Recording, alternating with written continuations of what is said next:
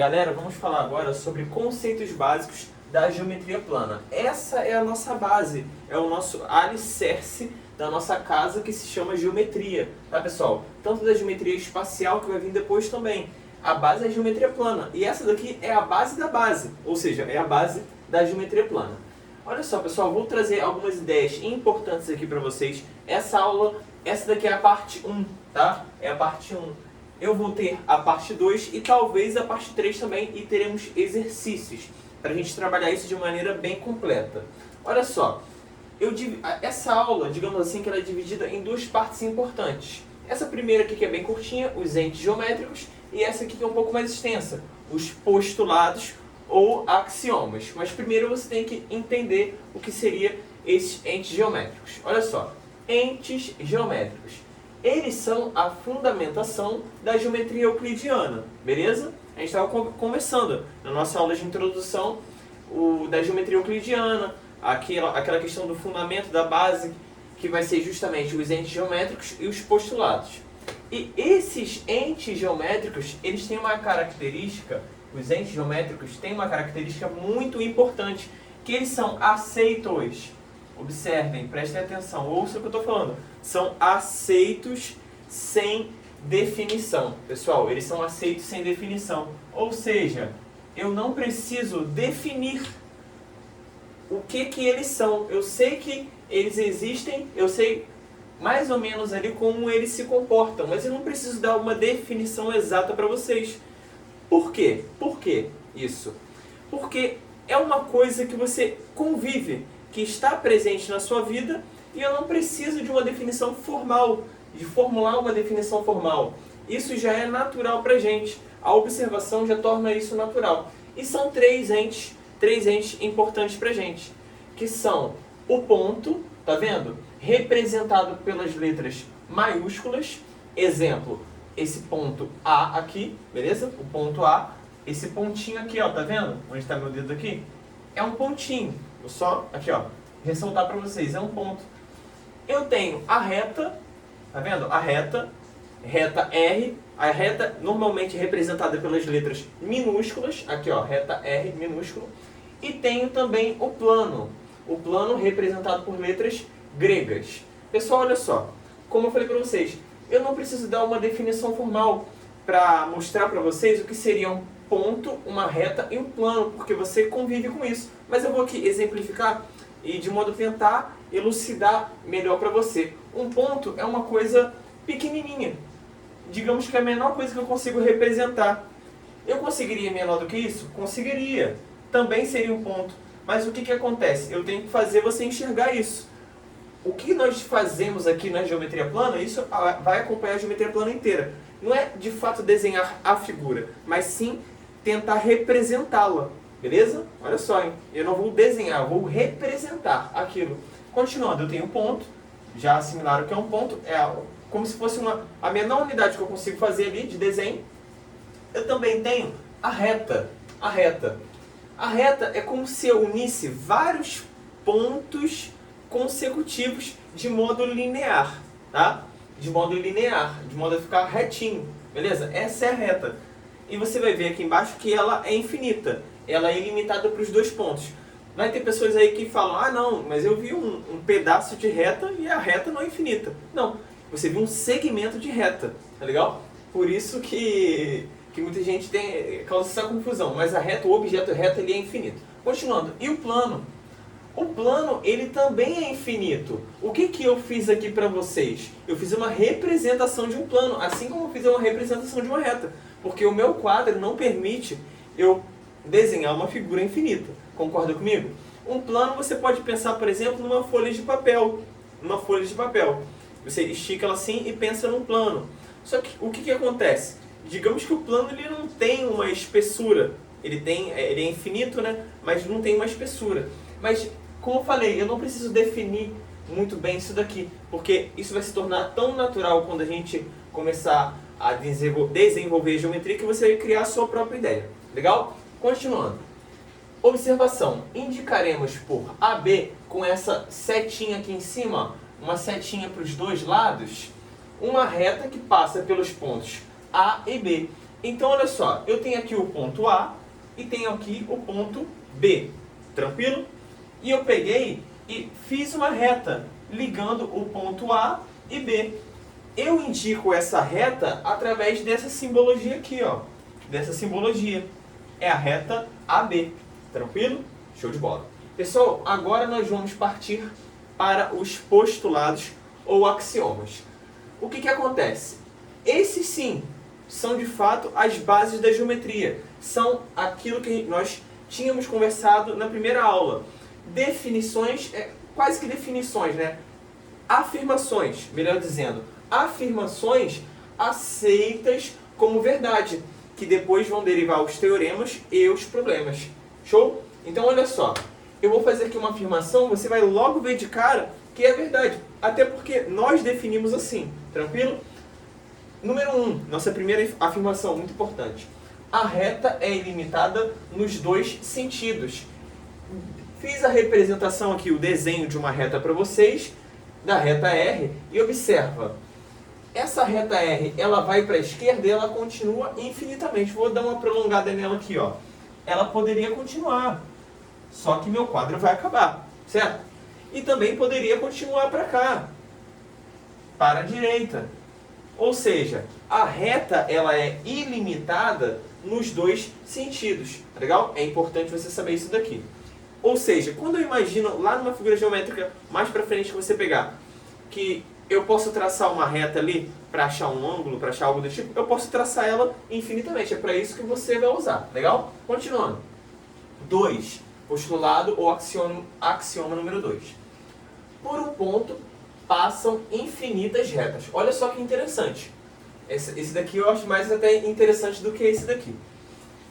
O que acontece? Eu tenho aqui o ponto A, beleza? Vou desenhar aqui do lado para mostrar para vocês. Eu tenho aqui o ponto B, por exemplo, agora. Tenho o ponto B. Aí por esse ponto B, eu posso passar uma reta, eu posso passar duas retas, eu posso passar três retas, eu posso passar quatro retas, eu posso passar 5, 6, 7, eu posso passar infinitas retas. Por um ponto, passam infinitas retas. Claro que pela limitação do desenho aqui do quadro, eu não vou conseguir desenhar infinitas retas, porque vai chegar uma hora que vai ficar tudo preto aqui, né? Estou escrevendo com a caneta preta, vai ficar tudo preto. Mas qual que é a ideia? A ideia não é essa. Até porque o que nós estamos fazendo aqui? Nós estamos fazendo uma representação. Observe que no mundo ideal ali, no mundo matemático, eu consigo sim passar infinitas retas por um ponto, tá legal? Então eu poderia continuar aqui, ó, traçando reta. Essa reta, e essa reta, e essa reta, e poderia chamar essas retas do nome que eu quisesse. Por exemplo, chamar essa aqui de reta R, essa aqui de reta S, essa aqui de reta T, a outra de reta K, e vai embora. Beleza? Olha que interessante. Por um ponto passam infinitas retas. Número 3, postulado número 3. Por dois pontos distintos, passa uma, olha que importante informação, passa uma e somente uma reta. Então, pessoal, se eu tenho dois pontos distintos ali localizados no plano ou até mesmo no espaço, por esses dois pontos só passa uma reta, passa uma e somente uma. Olha só que tranquilo e importante. Eu tenho aqui o ponto A e tenho aqui o ponto B. Eu consigo passar essa reta aqui, ó. Eu consigo passar uma reta.